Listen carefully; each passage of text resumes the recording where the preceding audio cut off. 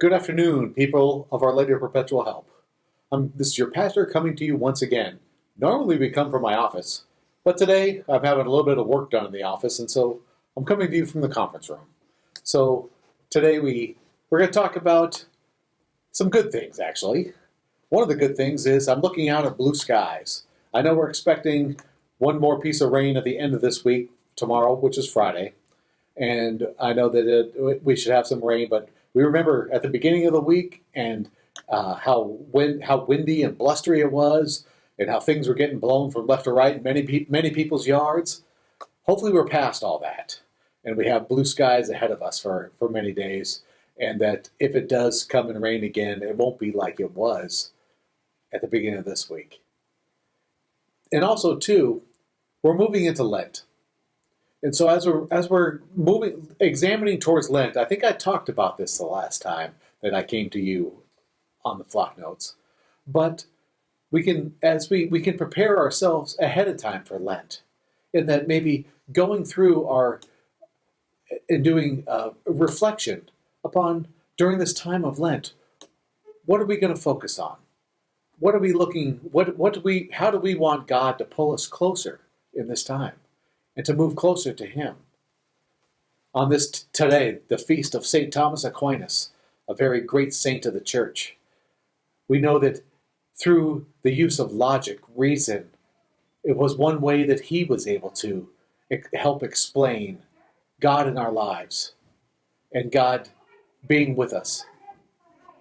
And so there are many different ways that we know for God to reach us, whether it be through those ways of reason and intellect, or whether it be through the heart and feeling God's presence and knowing God's presence. We draw closer to God because God is the creator of all, of everything. And so seeing God in everything and every body is one way in which we can bring ourselves closer to God.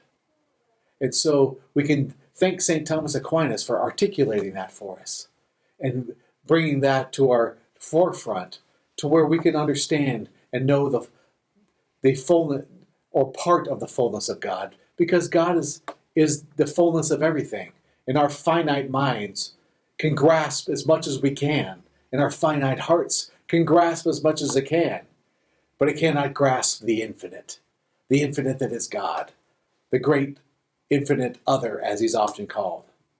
And so during this time as we move into Lent, how is it that we want to draw closer to God?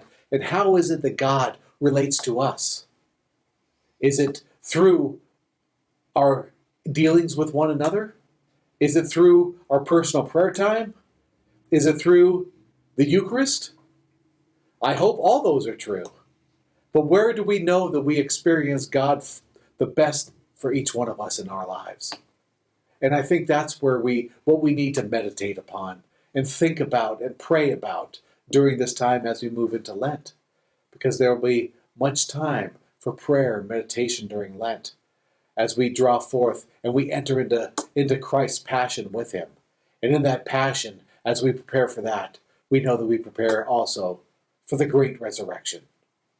So as we all know that in our baptism, as we died with Christ in the waters of baptism, we prepare ourselves throughout this life so that we may rise with Him in the resurrection when He calls us home.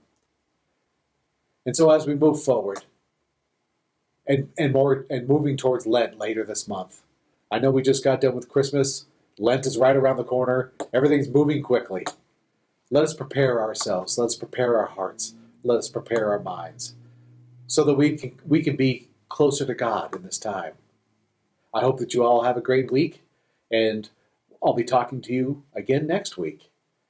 And may God bless you and your family. Thank you.